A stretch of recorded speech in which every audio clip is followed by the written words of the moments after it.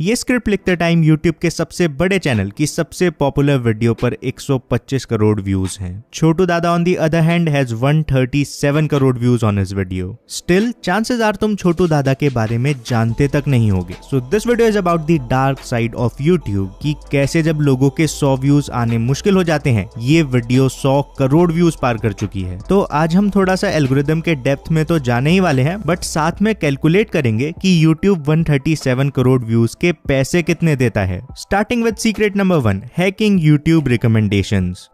Okay, so ये चीज तुम खुद नोटिस करना, चाहे तुम किसी पर्टिकुलर चैनल की कितनी ही वीडियोस क्यों ना देख लो, ऐसा काफी रेयर है कि तुम्हें एक ही चैनल की वीडियोस एक के नीचे एक रिकमेंड हो। हाँ, आजकल तो कभी कभी हो जाती हैं, जैसे ये मेरी वीडियोस हुई थी, बट स्टिल ये बहुत कम होता है। एंड यही खेल में आती हैं छोटू दादा की वीडियोस। हाँ, सही बात है, यूट्यूब नॉर्मली सेम चैनल की वीडियोस को लगातार रिकमेंड नहीं करता है, बट ये किसने कह दिया कि वो सेम इंसान की वीडियोस को भी लगातार रिकमेंड नहीं करता है। इसे समझो, जहां तक है खानदेसी मूवीज छोटू दादा का खुद का चैनल नहीं है, बल्कि वो बस उसमें एक्टिंग करते हैं। एंड वो सिर्फ खानदेसी मूवीज पर ही नहीं, बल्कि JKK एंटरटेनमेंट, छोटू की मस्ती, छोटू ऑफिशियल और मेरा सिनेमा प्रोडक्शन पर भी आते हैं। तो इंसान बेशक सेम हो, चैनल्स अलग अलग हैं और एक दूसरे से रिलेटेड हैं। ऐसे में हो सकता है वीडियो JKK एंटरटेनमेंट की ना हो, बल्कि छोटू ऑफिशियल की हो, या लेट्स से खानदेसी मूवीज की हो, लेकिन वीडियो में होगा छोटू दादा ही। और जब ये सीक्रेट फैक्टर नंबर 2 के साथ जुड़ जाता है, द कॉम्बिनेशन गेट्स डेडली। पर एल ग्रो, ये फैक्टर नंबर 2 है क्या,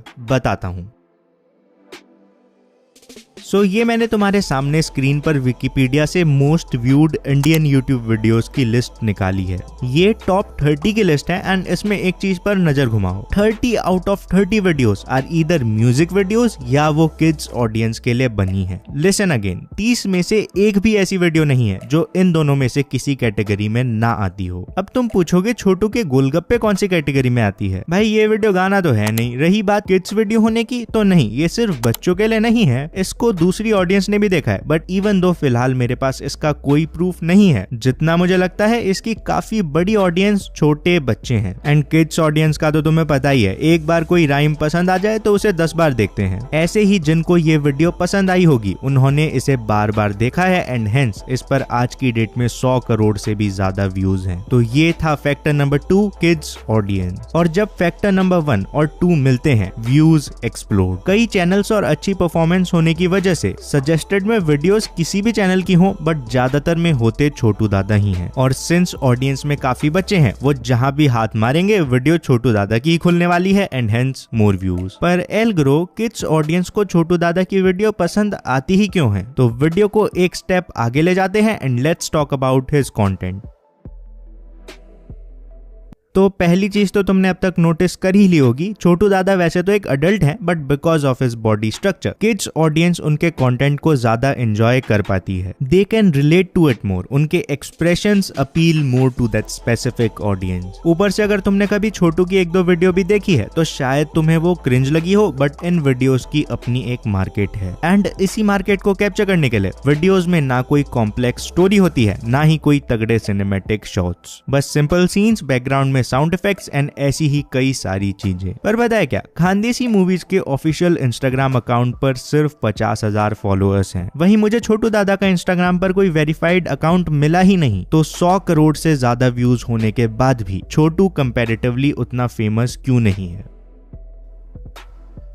सो ये ग्राफ खानदेसी मूवीज की ग्रोथ का है एंड अगर तुम इसको ध्यान से देखो तो इसमें ये पीक एग्जैक्टली उसी टाइम पर आया है जब इंडिया में जियो एरा शुरू हो गया था। ऑल्दो आई एग्री, जियो से तो सभी की ऑडियंस बढ़ी है, बट यहाँ एक और पॉइंट आता है। अगेन इसका भी मेरे पास कोई डेटा नहीं है, बट जितना मैं रिसर्च कर पाया, छोटू दादा को काफी लोग महाराष्ट्र मालेगांव एरिया से देखते हैं। एंड ऐसे में छोटू की ऑडियंस का एक काफी बड़ा हिस्सा या तो किड्स ऑडियंस है या रूरल ऑडियंस में आता है। एंड अगर तुम थोड़ा और ध्यान दोगे तो ये सभी पॉइंट्स इंटरकनेक्टेड से हैं। छोटू का कंटेंट टाइप ऐसा है जो कंपैरेटिवली किड्स या रूरल ऑडियंस को ज्यादा पसंद आए। एंड छोटू की दूसरे प्लेटफॉर्म्स जैसे इंस्टाग्राम वगैरह पर उतनी फॉलोइंग नहीं है, ये भी इसी तरफ इशारा करता है कि ऐसा इसीलिए है बिकॉज किड्स और रूरल ऑडियंस ऐसा कम ही करते हैं। अब ऐसा भी नहीं है कि छोटू की पूरी ही ऑडियंस किड्स या रूरल है, काफी लोग ऐसे भी हैं जो छोटू को देखते हैं बट आशीष, बीबी इन सबको भी देखते हैं। एंड आई गेस काफी लोग नेपाल, बांग्लादेश इन जैसे हिंदी स्पीकिंग कंट्रीज से भी छोटू को देखते होंगे। बट हाँ, जितना मुझे लगता है मेजॉरिटी ऑडियंस इन दोनों कैटेगरीज में आती है। स्टिल पॉपुलर ना होने के पीछे का सबसे बड़ा रीजन कुछ और है, जिसके बारे में लिटरली बहुत कम लोग जानते हैं।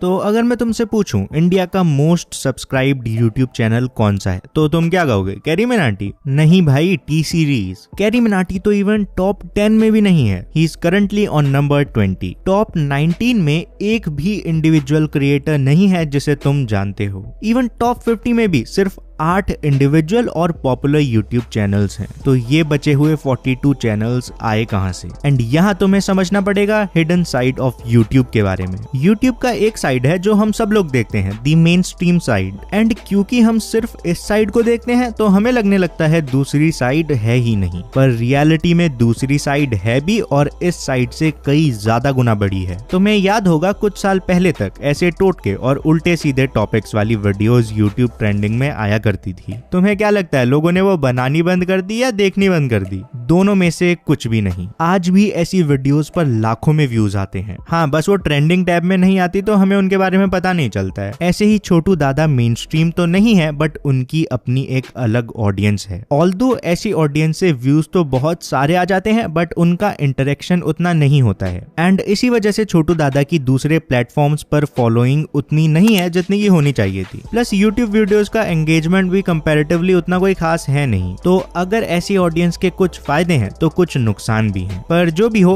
137 करोड़ व्यूज बहुत ज्यादा होते हैं। अच्छा एल्ग्रो, तो ये तो बता दे यूट्यूब इतने व्यूज के पैसे कितने देता है?